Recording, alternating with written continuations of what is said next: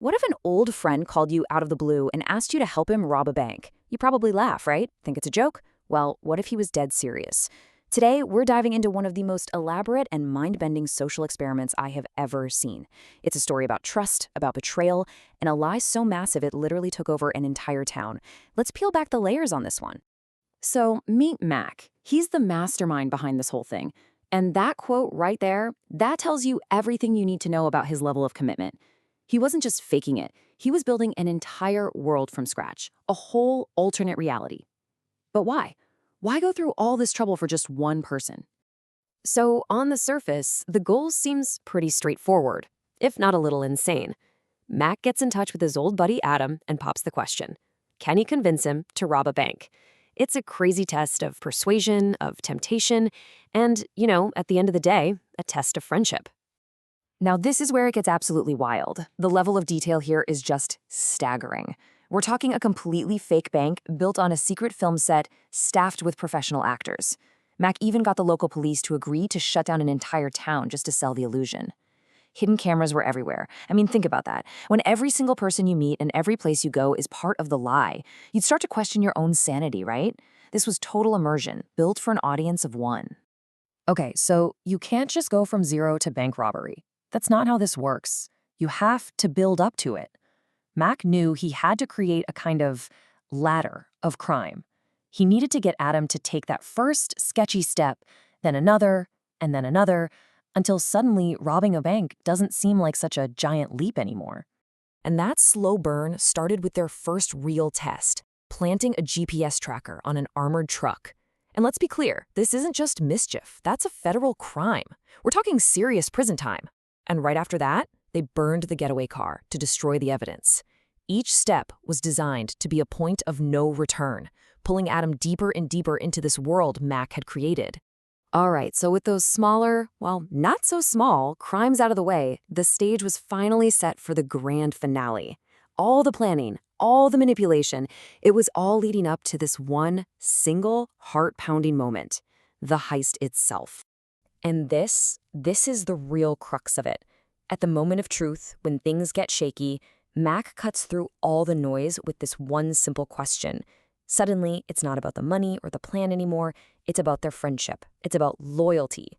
He's literally weaponizing their history together.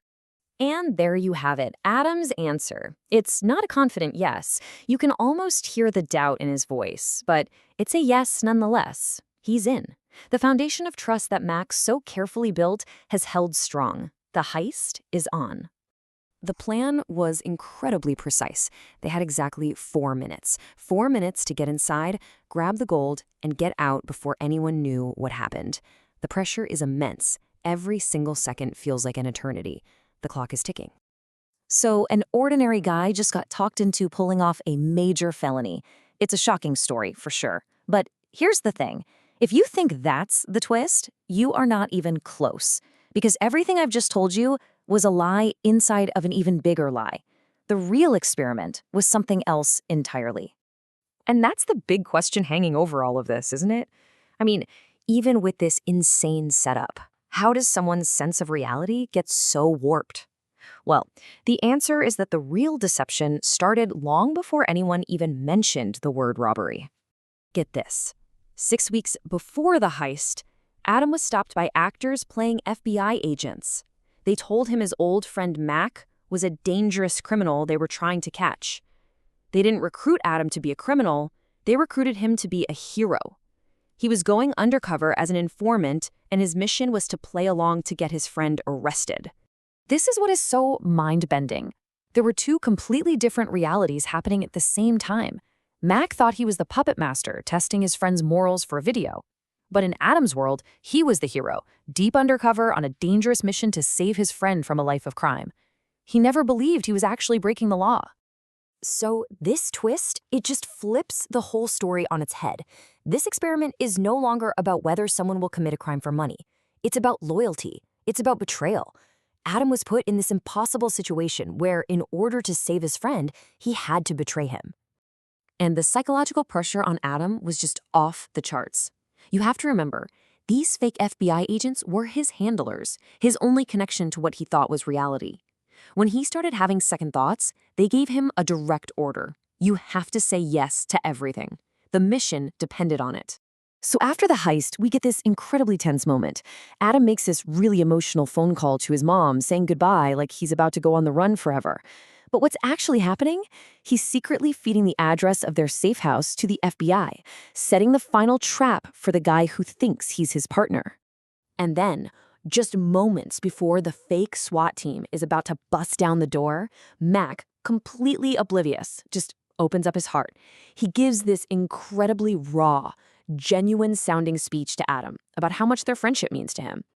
That heartfelt confession just hangs in the air for a second before the doors explode open and a SWAT team storms in. The raid was orchestrated by the very friend he just poured his heart out to. But hold on, because there is one last gut punch of a twist left. After Matt gets hauled away, the simulation is finally over, and that's when Adam finds out the final truth. The FBI agents who recruited him, the ones who trained him, the ones who were his only guides this whole time, they were actors too. Everyone was in on it. The entire world he'd been living in for weeks was a complete and total fabrication. So, what was the real experiment? It was never about seeing if a good person would turn to crime.